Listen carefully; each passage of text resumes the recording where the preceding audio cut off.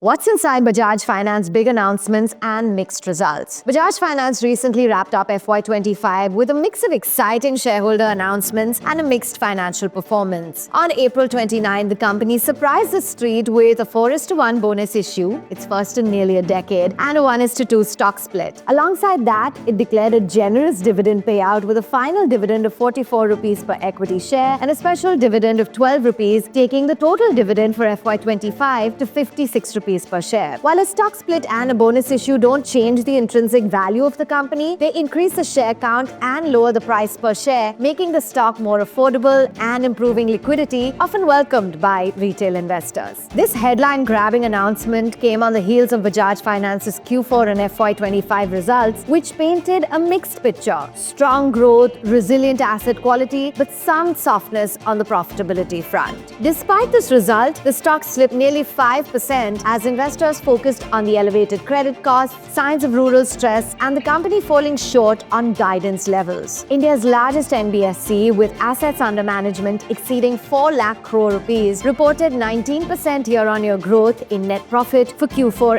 FY25. While respectable, it marked a deceleration from the company's usual 25 to 28% growth rate. For the full year, profit grew 16%, missing the original guidance of 23 to 24% due to higher provisioning and one-off charges. So what's the story behind the numbers? Is Bajaj Finance still the star it's made out to be? What about its rich valuations and the long-speculated banking license move? Let's explore the story. Welcome to Bottom Line by Groww. In today's episode, we're taking a closer look at one of the most dearly held stocks among many investors' portfolios in India, Bajaj Finance. First, let's start with Bajaj Finance's profit growth. The company's profit growth came below the usual growth range of 25 to 28%. This dip in profit growth was largely due to elevated provisions. In Q4, Bajaj Finance's credit costs rose to 2.3%, higher than expected due to an additional 359 crore rupees in expected credit loss or ECL provisions, primarily on stage 1 assets. This was a result of an update to the ECL model, a proactive step aimed at future-proofing asset quality, but one that weighed on quarterly profitability. Excluding this one-off, the credit cost would have been 1.9%. For FY25 as a whole, the credit cost stood at 2.17%, significantly above the guided range of 1.7 to 1.85%.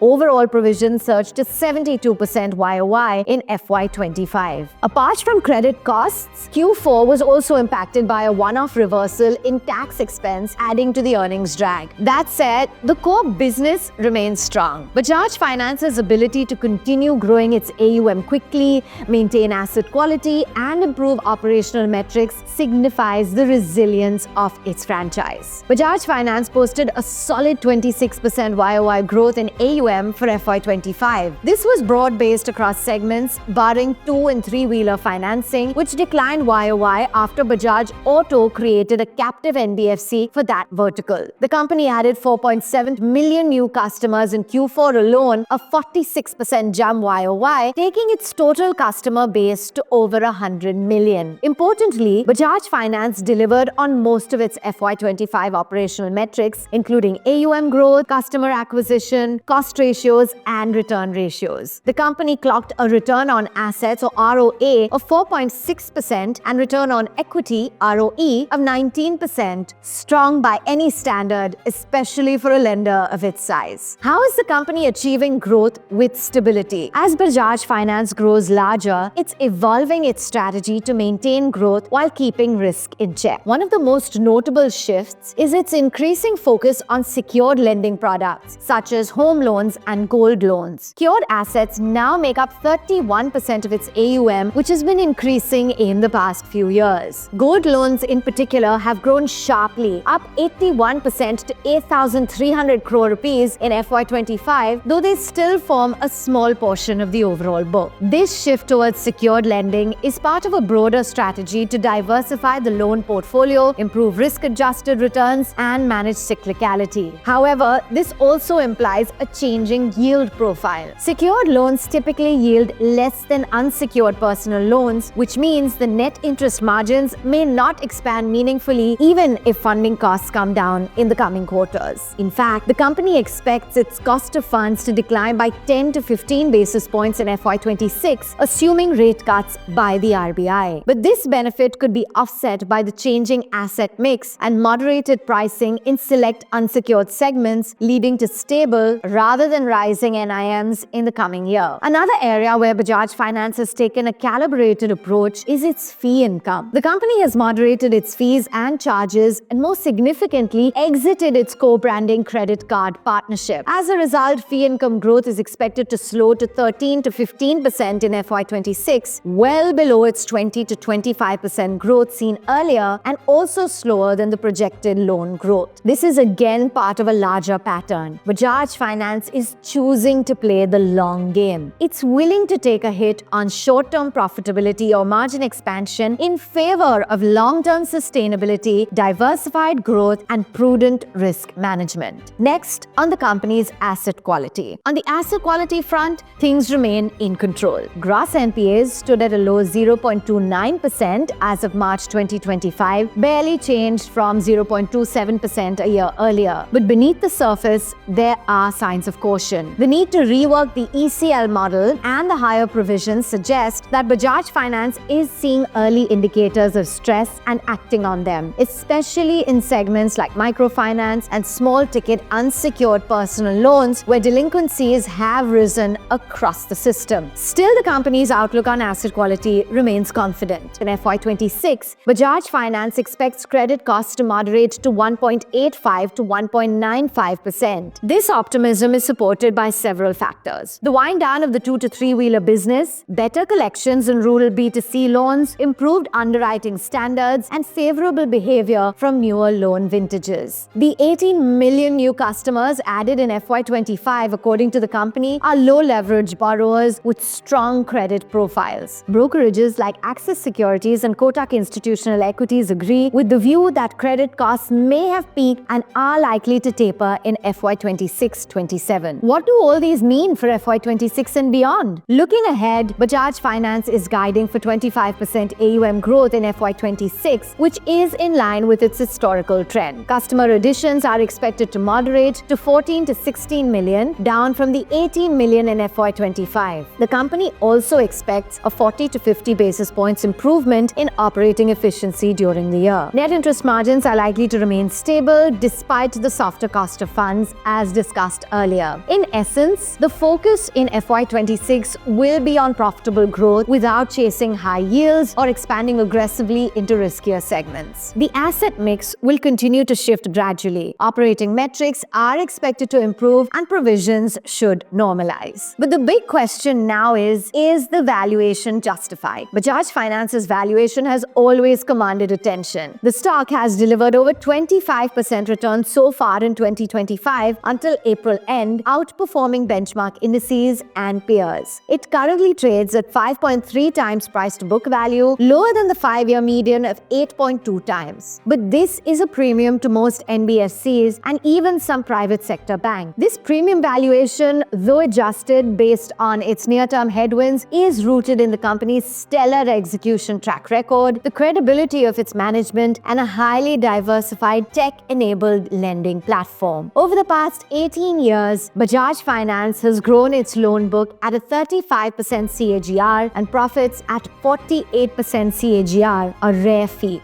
That said, investors should note that the company has been falling short on its own guidance for the past few years. This is understandable. As the company becomes larger, maintaining those growth rates becomes harder. The tapering in profit growth in FY25 and the shift toward lower-yielding products has led some analysts to adopt a more cautious view. They argue that while the business remains fundamentally strong, the stock may remain range-bound due to its already rich valuation and the challenges of sustaining historical growth rate. As such, investors should take a cautious approach and closely monitor these metrics going forward. But with generous shareholder rewards and prudent risk management, ensure Bajaj Finance stays a key player in India's lending space. The strategic business shifts may pressure margins and profitability in the near term. So is Bajaj Finance still worth its premium valuation, or is it time to rethink the story? Let us know your thoughts in the comments. For more such insights, subscribe to Bottom Line by Grow.